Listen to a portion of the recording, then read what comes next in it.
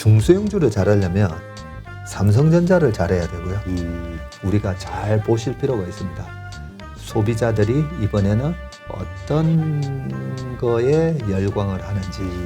저는 올해는 15% 정도 벌어도 참 잘하는 장이다라고 우리가 나를 먼저 알아셔야 됩니다.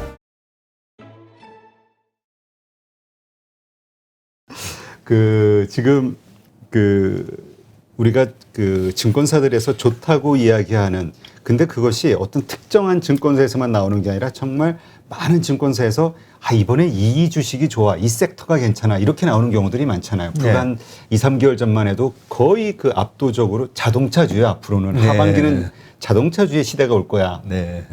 정말 많은 분들이 그걸 믿었단 말이죠. 근데 기대감만 바람만 솔솔 갔다가 뭐 결과적으로 보면 기관은 그러면서 팔고 개인은 많이 사고 주가는 떨어지고 그래서 이제 신뢰에 대한 지적을 하시는 그 개인 투자자들도 있어요. 자기들이 팔기 위해서 이렇게 바람 띄우고 개인들이 물량을 받게 하는 거 아니냐. 물론 이제 내부 사정을 아는 저도 그러지는 않는가라는 건 알겠지만 요 부분에 대해서 한번 좀 설명을 해 주시죠. 시장의, 그러니까 시장 전문기관들의 예상대로 왜 흘러가지 않는가? 요 방금 말씀하셨던 그 부분은 10년 전에도 있었고 20년 전에도 있었고요. 그런 의혹들을 많이 얘기하시거든요. 하시는데 정확한 이제 팩트를 말씀드리면 특정 뭐 삼성전자 뭐 자동 뭐 현대차 이런 걸 증권사에서 리포트를 높게 적어서 개인들이 사게 만들고 기관이 판다.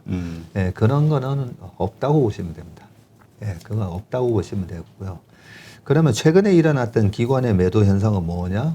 그거는 뭐 다 아시다시피 국민연금의 국내 주식 목표 타겟에 대한 비율을 맞추기 위한 것이었기 때문에 뭐 연기금에서 매도가 계속 나왔던 거고요. 그 타겟 국내 비중을 뭐 16.8% 유지한다. 뭐 이 결정은 저는 어디서 나왔는지는 모르겠어요. 이 결정은 어디서 나왔는지는 모르겠고요. 그 내부적으로 굉장히 황금 비율을 아마 만드셨을 거라고 생각합니다. 근데 저는 개인적으로는 우리나라 연기금이나 국내외 주식 비중을 대폭 더 늘려야 된다라고 저는 개인적으로는 생각하고 있습니다. 개인적으로 생각하고 있고, 작년에도 제가 코로나 위기가 터졌을 때 국내 연기금부터 우리나라 주식의 비중을 40에서 한 60%까지 늘려야 된다. 뭐 이런 뭐 얘기를 공개적으로 제가 했었기 때문에 그 이유는 이제 또 뭐 다음에 천천히 말씀드리고요. 방금 질문하셨던 것처럼 증권사가 리포트를 적었잖아요. 그렇죠. 근데 파는 거는 연기금에서 팔고 뭐 운용사에서 팔아요. 그럼 증권사랑 연기금하고 아무 상관은 없습니다. 상관없고, 이 증권사 리포트를 적은 애널리스트는 본인은 정확하게 맞추고 못 맞춘 거에 따라서 본인의 연봉이 결정이 되기 때문에 본인의 연봉이 그리고 본인의 네임밸류랑 그런 그 인생이 걸렸는데 누군가를 팔게 해주기 위해서 그렇게 하지는 않고요. 그런데 조그만 주식들은 그런 경우가 예전에 많았어요. 조그만 주식들. 그래서 조그만 주식을 애널리스트가 좋게 막 적고 거기에 미리 개인적으로 주식을 사놨다가 좋게 적고 팔고 그런 걸로는 다 잡혀갑니다. 그래서 지금 또 워낙 전산 시스템이 잘 돼 있어서 너무나 이 감시 시스템이 잘 되어 있어가지고요. 다 잡혀가기 때문에 그런 일들은 작은 주식에서 간혹 이제 나온다라는 거는 아실 필요가 있고, 뭐 경제방송도 마찬가지예요. 경제방송이나에서도 보면 작은 주식을 이제 좀 그런 약간 사적인 그런 이익을 취하기 위해서 그런 경우가 있는데 그런 것도 잡아가더라고요. 최근에도 제가 지난주에 보니까 경제 유튜브에서 그런 주식을 해서 뭐 이익을 부당하게 취득한 사람이 검찰에 고발됐다라는 뉴스를 봤기 때문에 우리가 작은 주식은 그럴 수가 있는데 뭐 삼성전자, 현대차 뭐 큰 기업들 있잖아요. 큰 기업들 리포트는 그 리포트를 적는 애널리스트의 실력 문제지 기관들한테 뭐 떠넘기기 위해서 개인들을 뭐 이렇게 부추기기 위해서 적는다, 그거는 아니다라고 단호하게 제가 말씀드리겠습니다. 그렇다면 우리 이제 전기차 그리고 그와 관련된 2차 전지 산업 이것이 이제 미래를 이끌어 나갈 아주 핵심 성장 산업, 미래 산업이라는 거는 뭐 정말 컨센서스가 다 이루어진 거잖아요. 네. 그런데 왜 주가는 힘을 못 쓸까? 뭐 또 네. 이야기 들어보면 미국에서 실적 엄청나게 좋고 이익률 높아지고 있고 그런데 왜 안 좋을까? 역시 이제 같은 고민에 빠지는 거죠. 그렇죠. 그러면 자동차만 갖고 네, 한번 현대차, 말씀을 기아. 드리면 네. 오늘 저희가 회의 시간에 이런 얘기가 나왔어요. 어떤 이제 자동차, 그냥 현대차라고 얘기합시다. 현대차가 좋아지면 주가가 제일 먼저 움직여요. 예, 주식시장의 IQ는 2만이기 때문에 주가가 기가 막히게 먼저 움직입니다. 그러고 나서 실적이 따라와요. 네. 그리고 나서 가장 뒤에 따라 나오는 게 증권사 애널리스트의 리포트다. 이런 얘기를 오늘 저희가 회의하면서도 얘기했어요. 그래요? 예, 이 얘기를 왜 했냐면 저희 회사에 이제 지금 저희 고객 자녀들을 비롯해서 이 인턴 직원들이 뭐 대학생들이 와 있어요. 예, 그 대학생들한테 금융이 무엇이고 주식 투자를 어떻게 해야 되는지 이제 설명을 해주기 위해서 방금 그 얘기를 들었었는데 다시 한번 말씀드리면 주가가 먼저 움직이고요. 그 다음에 기업의 실적이 움직이고 그 실적을 보고 아 이런 실적이면 주가가 어느 정도 목표가 어디까지 갈 수 있을 것 같습니다 라면서 증권사 애널리스트의 리포트가 약간 후행적으로 나온다라고 보시면 됩니다. 그렇기 때문에 증권사 애널리스트들이 적은 리포트만 보고 주식을 해서 돈을 벌 수 있으면 얼마나 좋겠습니까? 그렇죠. 그래서 예, 그러면 리포트 나올 때마다 목표가 얼마니까 그냥 주식 사서 돈 벌 수 있잖아요. 근데 그렇지는 않다는 거죠. 그리고 저도 증권사 애널리스트 리포트를 딱 보면요. 제일 마지막 장에 보면 이 애널리스트가 목표가를 언제 변경했는지 주가랑 그 목표가를 언제 변경했는지에 대한 그래프가 나오거든요. 보면 거의 주가가 단기 고점을 칠 때 목표가를 올리게 되고요. 목표가를 내렸을 때가 보면 또 단기 저점인 경우가 많습니다. 거의 90% 리포트가 다 그래요. 그거는 애널리스트가 잘못했다가 아니라 애널리스트 역시 사람이기 때문에 주가가 올라가는 거에 아 내가 뭔가 잘못 봤나? 네, 그러면서 따라 올리게 돼 있다는 거죠. 예, 뭐 삼성전자도 그랬잖아요. 그렇죠. 삼성전자도 9만 얼마 찍을 때 막 11만 원, 12만 원짜리 리포트들이 쏟아졌잖아요. 예, 그런 식으로 우리가 보시면 되는데 자동차는 현대차가 순자산 대비해서 주가를 나타내는 게 PBR이잖아요. 그렇죠. Price to Book Value라고 보시면 이번에 코로나 사태가 터지기 전에 6만 원대까지 갔으니까요. 네, 지금 22만 원 하나요. 많이 올랐네. 네, 그 정도 지금 하고 있는데도 PBR이 얼마냐면 0.86 정도 하고 있어요.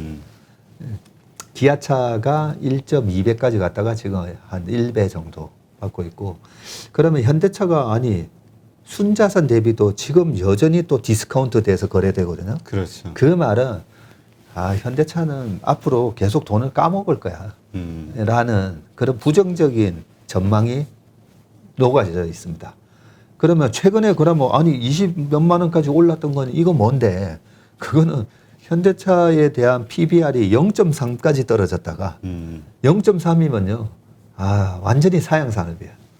그렇죠. 네. 근데 사실 전기차 뭐 최근에 이런 움직임이 아니었으면 네. 사실 자동차는 정말 사양 산업으로 우리가 보고 있었잖아요. 네, 완전히 사양 산업이 되는 거였고 이 현대차 주가를 또 떨어뜨렸던 결정적인 계기가 2013년도에 있었던 삼성동 땅을 3조 정도의 평가되는 땅을 10조 5,500억을 빵 지르면서 투자자들이 실망을 했죠 그때. 그렇죠. 그리고 그 돈에 대한 효율성을 우리가 생각해 보면 거기서 들어가는 이자 비용 등등을 했을 때 그걸 정확하게 주가가 프라이싱을 하면서 주가가 계속 질질질 흘러내렸던 거였거든요. 그런데 테슬라가 이제는 자동차 시장에 전기차 혁명을 불러일으키면서 야 현대차는 이제 노키아처럼 되겠구나. 예, 모토로라 정도 되겠구나라고 생각을 하면서 0.3까지 갔는데 최근에 제가 현대차에서 나오는 또는 기아차에서 나오는 전기차를 유심히 보거든요. 왜냐하면 아직까지 그렇게 전기차에서 안 돼, 현대차, 기아차 안 돼라고 생각을 하고 있다가 되면 그 엄청난 그 인식의 차이가 수익이기 때문에. 그렇죠. 네. 그래서 현대 기아차에서 나오는 전기차를 보면 저는 이 기후가 약간은 제가 봤을 때는 너무 사람들이 부정적으로 생각한다. 그래서 삼성전자가 스마트폰에서 이제는 애플에 다 먹힐 거야라는 그 가정이 있었던 2008년, 9년, 10년도는 그 이후에 삼성전자가 빠르게 스마트폰 시장에 1등으로 올랐어요. 그런 모멘텀을 생각하면서 지금 현대기아차가 그래서 현대기아차도 80% 올랐어요. 80% 오르고 지금 쉬고 있는 거거든요. 예, 그런 상황에서 그 현대기아차가 만들어내는 전기차 그리고 이제는 그 정의선 회장님이시죠. 정의선 회장님이 이제 나올 때마다 저는 기사를 유심히 봅니다. 보면서 잘하고 계시네. 예, 그렇다면 순자산 가치 대비 원래 우리가 무슨 식당을 인수하든지 하면 권리금 주고 들어가야 되잖아요. 그렇죠. 근데 권리금이 아니라 오히려 디스카운트 돼서 사는 거예요. 그렇다면 이 가격이면 그냥 한번 믿고 버텨볼 만하다. 네, 그런 생각입니다. 그렇군요. 그러니까 지금 말씀대로 많은 분들이 이게 고점 아닐까에 대한 전부 논란들 그리고 아까 또 그런 생각이 들고 불안하게 하는 어떤 합리적인 또 노이즈들이 막 생기잖아요. 네. 피크아웃에 대한 논란이라든가. 아니 그러고 보니까 작년 8월 달에 8.15 모니톡에 와서 제가 현대차 얘기를 했었었네요. 아, 그래요? 그때 정의선 회장님 보면 좀 뭔가 세련돼진 것 같지 않습니까? 라고 얘기를 했고 그때 우리가 얘기를 했던 게 그렇군요. 기억이 나네요. 스마트하십니다. 나는 왜 기억이 안 나지? 이게 지금 일주일만 넘으면 기억이 잘 안 나가지고. 지금 그래서 이런 어떤 그 요즘 흐름이 대형주가 정말 안 좋잖아요. 수출 지표 좋아도 움직이지 않고 실적이 좋아도 움직이지 않고 그러다 보니 가장 흔히 나오는 말이 이미 가격에 선반영됐다. 이렇게 하다 보니까 이제 개인 투자자들이 기다리기 지루하니까 네. 그다음 후방 산업 그래서 중소형주로 옮겨서 이제 수익을 내는. 그렇죠. 예. 예. 그러니까 이런 식으로 그러면 그러니까 투자의 자세와 관련해서 좀 드리는 질문인데 우리가 정말 괜찮은 주식을 사고 기다리는 투자가 맞는 것인지 시장이 만약 이렇게 지지부진한 이런 형태의 모습을 띠고 있을 때는 이거에 맞게 내가 또 패턴을 좀 바꿔서 중소형주로 해가지고 사고 팔고 좀 단기 매매 전략으로 가는 게 맞는 건지 그리고 소비 우리 테마라고 부르는 이런 걸 편승을 해야 되는 것인지. 네. 예. 이게 이제 오늘은 거의 투자에 거의 교과서 그래요? 오늘 방송 내용으로 투자 교과서 적어도 될 것 같아요. 중소형주를 지금 할 건지 테마주를 할 건지 그죠? 그렇죠. 뭐 테마주도 내년 되면 또 대선 테마가 또 있겠죠, 그렇죠. 그죠? 여러 가지가 있을 건데 제가 한 번씩 그런 말씀드리죠. 내가 이대호인지 아니면 이종범인지 그죠? 우리가 나를 먼저 알아셔야 됩니다. 내가 이종범 선수, 이대호 선수 같은 뭐 딱 머리에 떠오르실 거잖아요, 그죠? 서건창 선수가 될 건지 이정엽 선수가 이종범 선수 아들이 이정엽인가요? 그래요? 아니 아들이 야구하는 건 아는데 잘 모르겠어요. 아주 잘하고 있거든요. 그렇게 나의 스타일을 정하셔야 돼요. 나의 스타일을 정하셔야 되는데 그러지 않으면 내가 홈런도 치고 도루도 30개 이상 하고 모든 걸 다 하려고 하다 보면 투수도 하고 뭐 다 하려고 하다 보면 이것도 저것도 안 되잖아요. 그렇죠. 근데 분명히 내 성격에 맞는 매매가 있어요. 내 성격에 맞는 투자를 찾으셔야 됩니다. 이 얘기는 제가 그동안 한 1년 반 경제 유튜브 나와서 얘기하는 것 중에 제일 중요한 얘기인 것 같아요. 왜냐하면 지피지기 백전불태인데 나를 알아야 되는데 나에 맞는 투자 스타일을 찾는다는 게 엄청 중요하고요. 그렇죠. 그러면 나에 맞는 투자 스타일은 어떤 분들은 삼성전자 하나만 매매 투자하셔도 되는 거였잖아요. 그렇죠. 네. 그리고 아니야 아마존 투자했으면 2,000배 났어. 그런데 삼성전자 투자로 20, 30년 동안 하신 분은 그게 부럽지 않을 거예요. 그렇죠. 왜냐하면 아마존이 이익이 난 게 한 10년 정도밖에 안 되거든요. 그 전에 계속 적자였거든요. 테슬라도 마찬가지도 테슬라가 수익 난 거는 불과 1년 반 전부터 수익이 났습니다. 그렇다면 15년을 기다리면서 어떤 큰 이 테슬라가 패러다임을 바꿀 거야라고 주식을 들고 있다가 1년 반 전만 하더라도 2019년 초에는 테슬라 망한다는 리포트가 또 나와요. 예, 이런 식으로 가다가는 테슬라 망한다라는 그런 걸 다 마음고생을 겪고 나서 최근에 10배가 오른 건데 그렇기 때문에 나는 어떤 스타일이냐? 난 좀 안정적인 게 좋아. 예, 그러면 안정적으로 우리가 얼마든지 주식 투자해서 안정적인 수익을 낼 수가 있는 부분이고 나는 뭐 아니면 도야. 내 인생은 짧고 굵게고 뭐 아니면 도야. 급등을 찾는 거야, 뭐 이래. 네. 아니 무슨 연 20%? 아니야 나는 한 방이야. 예, 그런 분들은 또 그런 걸 열심히 공부를 해보면 또 나올 수 있습니다. 나올 수. 예. 그렇기 때문에 내 스타일을 찾으셔야 되는데 중소형주를 매매를 해보면 굉장히 재밌고 수익이 아주 아싸리하게 나오죠 보면. 그렇죠. 예, 그게 재밌어요.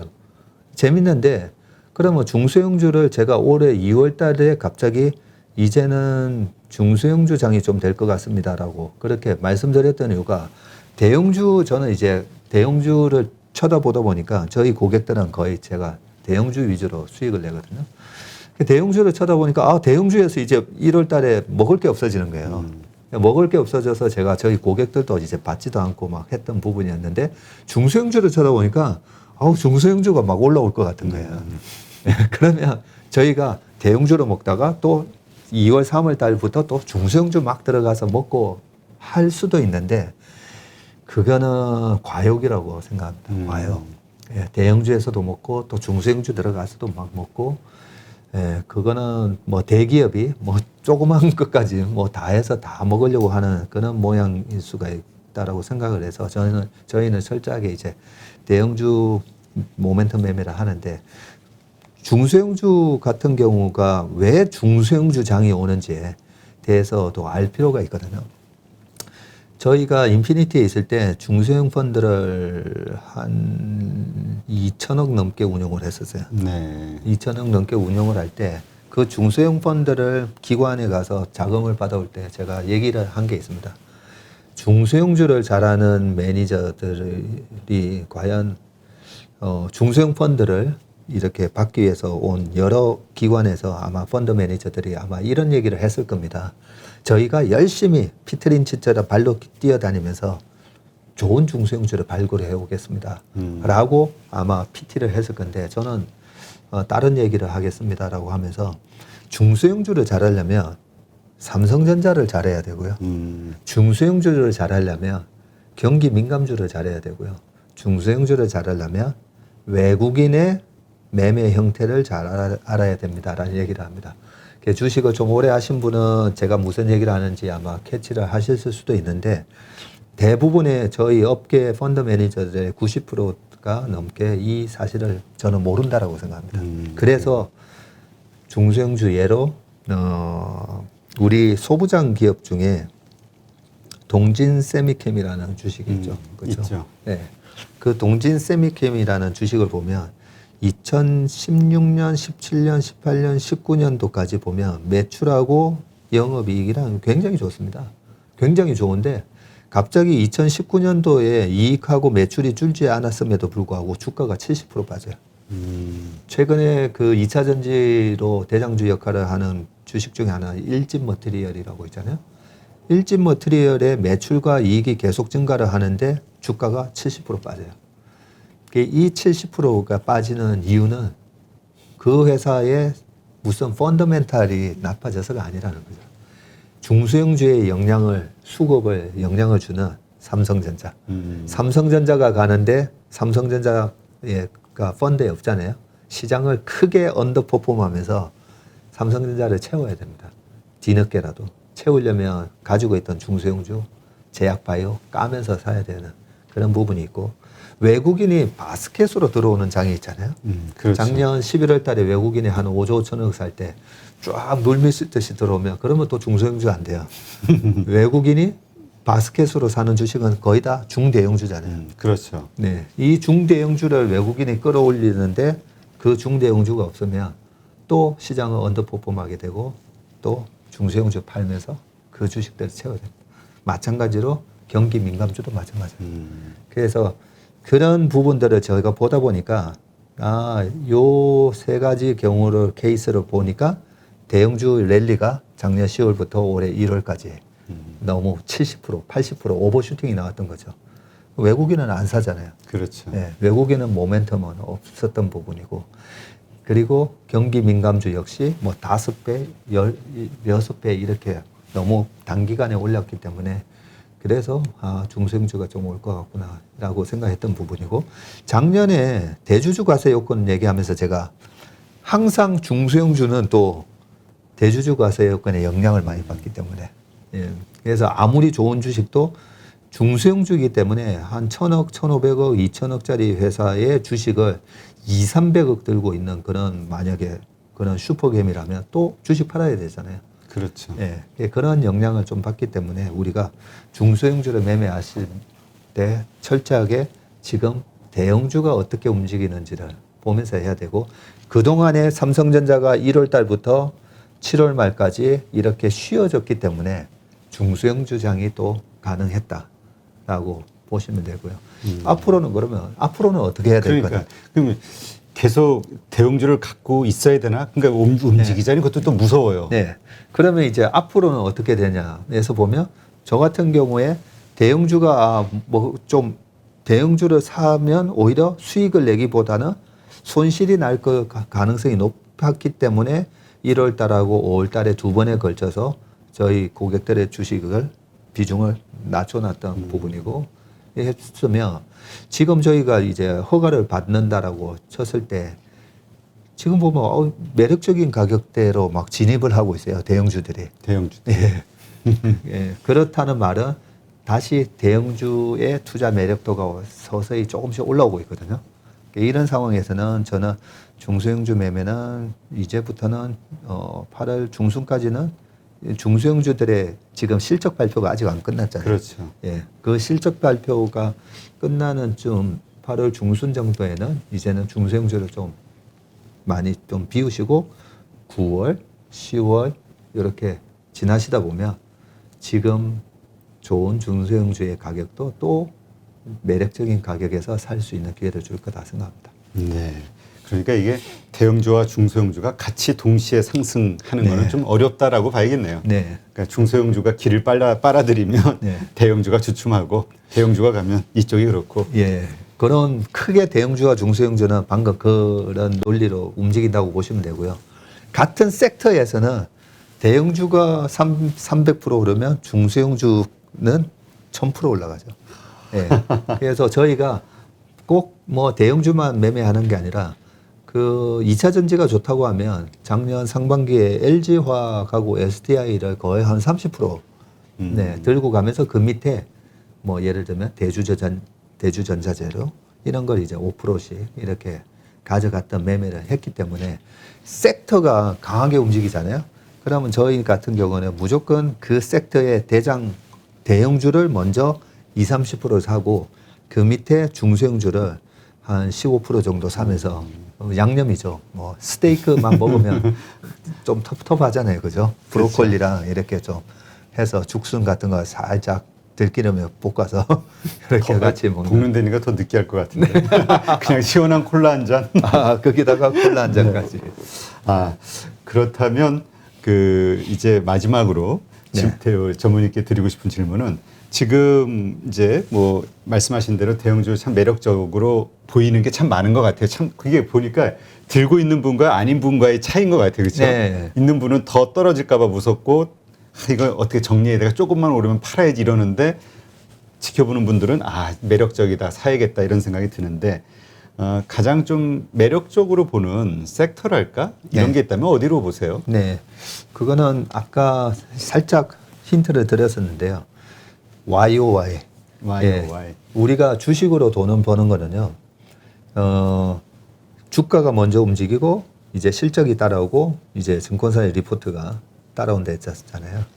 그러면 실적하고 리포트가 따라오기 전에 먼저 주가를 우리가 먼저 이제 우리 계좌에 주식을 먼저 편입시키면 좋잖아요. 근데 외국인이 사거나 기관이 사거나 증권사에서 리포트가 나오는 그 로직을 생각해 보면 결국은 실적이 나올 때 적습니다. 증권사 애널리스트 분들도 실적이 안 나오는데 적기는 되게 부담스러워요. 그렇죠. 네. 그래서 결국은 실적이 막 터질 때 이제 적거든요. 왜냐하면 증권사 리포트는 철저하게 저처럼 이렇게 막 스토리를 얘기하면서 적을 수는 없어요. 예.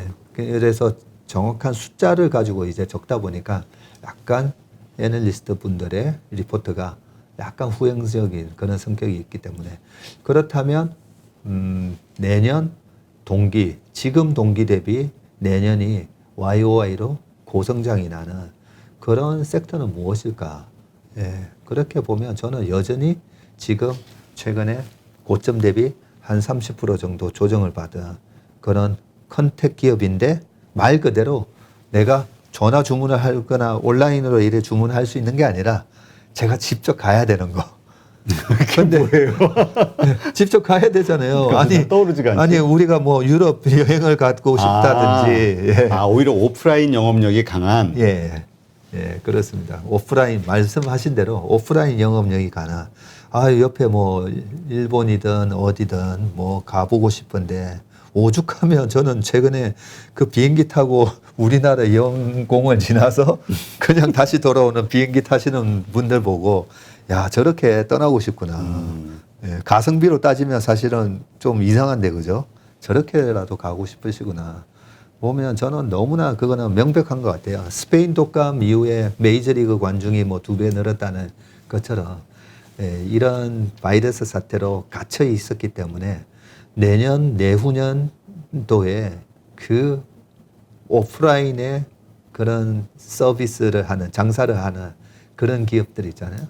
뭐 저는 뭐 YOY로 엄청난 그런 성장이 나올 걸로 예상이 되기 때문에 그런 상상을 하면 상당히 즐겁습니다. 네. 그러면 그러한 것들은 이제 섹터가 여러 개가 있을 수 있겠네요. 지금 말씀하신 대로 항공도 있을 거고 여행 쪽도 있을 거고 또 아니면 무슨 식음료 쪽 뭐죠? 하여튼 뭐 외식 쪽도 있을 거고. 네. 맞습니다. 우리가 그렇죠. 생각해 볼 수 있겠죠. 예. 그런데 그런 섹터들 가운데서 탑픽을 우리가 골라야 되잖아요. 어떤 주식, 그 여러 개의 회사들이 있을 테니까 어떤 기준으로 탑을 골라요? 사야 될 주식을? 탑픽은요. 저는 방금 그렇게 쭉 말씀드렸지만 그때 주가가 얘기해 줄 겁니다. 주가가 52주 신고가가 나면서 왜 제가 이 말씀을 곁들이냐면 2012, 13, 14, 15년도에도 보면 그때 당시 이제 신종플루였었다 했잖아요. 그 12년부터 이제 화장품이 오르기 시작하고요. 그때부터 이제 뭐 카지노 주식부터 시작해가지고 뭐 난리칩니다. 예. 그렇게 주가가 올라가는데 그때 당시는 아모레퍼시픽이 대장주였고요. 최근에는 LG 건강이 생활 건강이 오히려 또 대장주 역할을 하고 소비자가 뭘 선택하는지는 지금은 저는 상상만 하고 있잖아요. 여행을 이제 올 연말부터 뭐 올 연말만 하더라도 뭐 12월 달에 뭐 난리 난다고 보거든요. 비행기 티켓 못 구해가지고. 뭐 어떤 소비를 뭐 어떤 오프라인에서 사람들이 뭘 즐길지 그런 거는 이제 소비자에서 나온다라고 보는데 예를 들어서 2011년도에는 그런 뉴스가 나왔죠. 소녀시대가 CNN에 나와요. 그 CNN에서 막 소녀시대 인터뷰하고 한 게 2011년도고요. 그러면서 SM의 주가가 시가총액이 3천억을 돌파하면서 1조 4천억까지 그냥 1년 내내 달려버리거든요. 그렇게 글로벌하게 와 사람들이 소녀시대에 열광하면서 SM의 주가가 그렇게 갔던 것처럼 우리가 잘 보실 필요가 있습니다. 소비자들이 이번에는 어떤 거에 열광을 하는지. 그러니까 우리가 사전에 예측을 하고 사놓고 기다리는 전략보다는 말씀하신 대로 주가가 시장의 움직임을 표현해주는 그 시점에 확인하고 들어가자. 예. 그래서 답을. 지금은 이제 보초병들을 쭉 깔아 놓으셔야 돼요. 하나.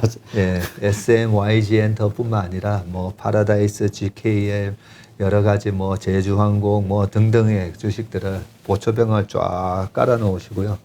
그 최근에 올라왔다가 또 이렇게 뭐 고점 대비 한 20% 30% 빠지잖아요. 네. 그러면 그런 상상을 하면서 비중을 조금씩 이제 뭐 10주 사놓으셨으면 또 10주 더 사놓고 그러다가 이제 본격적으로 그 모멘텀이 생겼을 때 보면 대장주가 나와요. 가장 상승폭이 높은 거. 예, 그거는 이제 제가 원래 펀드를 운영할 때 제가 하는 방법론을 말씀드리는 건데 당시에 화장품이 올라갔을 때 저는 일단은 아모레퍼시픽부터 그 다음에 그 아모레퍼시픽에다가 원료를 공급하는 코스맥스까지 다 샀었어요, 저는. 그렇게 쫙 사놓다 보니까, 이제 화장품 중에 누가 대장인지 나오는 거죠. 그러면 어떻게 하느냐? 보통은요, 많이 오른 1등 주식을 팔고 안 오른 2, 3등을 계속 남겨놔요. 그 같은 섹터 내에서. 네. 절대 그렇게 하시면 안 되고, 이번에는 화장품 중에 얘가 대장이구나. 라고 되면 다른 2, 3등 주들도 20, 30% 이래 오는데 그걸 팔아서 오히려 더 1등을 더 사는 겁니다. 그렇게 한번 모멘텀이 붙은 주식들은 거의 30%에서 끝나는 게 아니고 50%, 100%에서 끝나지 않습니다. 주도주는. 거의 우리가 뭐 카카오에서도 보시고 테슬라에서도 보시고 다 보셨지만 주도주는 최소한 300%에서 1000%를 가거든요. 그렇게 이번에 올 연말에 어떤 히트 상품이 나오는가를 보면서 거기에다가 오히려 집중을 하는 그런 매매를 꼭 하시기 바라겠습니다. 네. 일단 말씀 들으니까 보초병들을 쫙 뿌릴 이렇게 주식을 좀 선별한 다음에 보초병을 쫙 뿌려야겠네. 그래서 뭐 상담을 하다 보면 제 지금 계좌가 너무 백화점이 되어 있어요. 이런 분들 그런 분들 있잖아요. 많아요. 저는 괜찮다고 봅니다. 예, 그 백화점이 다 보초병들이잖아요. 그런데 액수가 많으면. 예, 보초병들인데 60종목이 전부 다 똑같이 50만 원씩 60종목이면 안 되는 거죠. 예, 지금 강세를 보이는 쪽에 약간 몰아놨다가 또 이제는 이쪽에 새로운 성장의 축이네 하면 또 내가 투자하는 종목이 보초병들이 만약에 50만 원이면 내가 좀 좋게 보고 시장에 지금 주도주는 500만 원 정도 그렇게 이제 투자를 하실 필요는 있습니다. 네, 알겠습니다.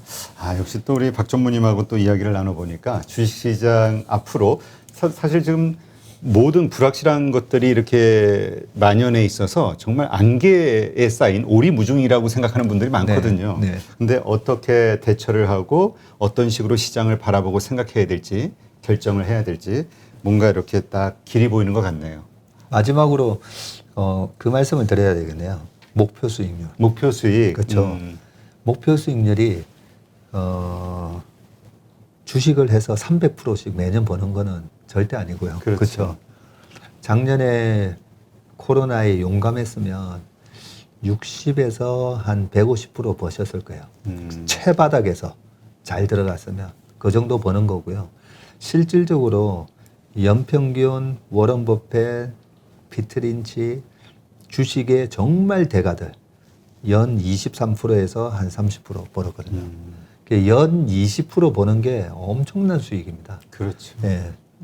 연 26%씩을 벌면 지금의 내 돈 1,000만 원이 정확하게 1년, 10년이 지나면요. 26%씩 정확하게 1,000만 원이 1억이 되고요. 10배.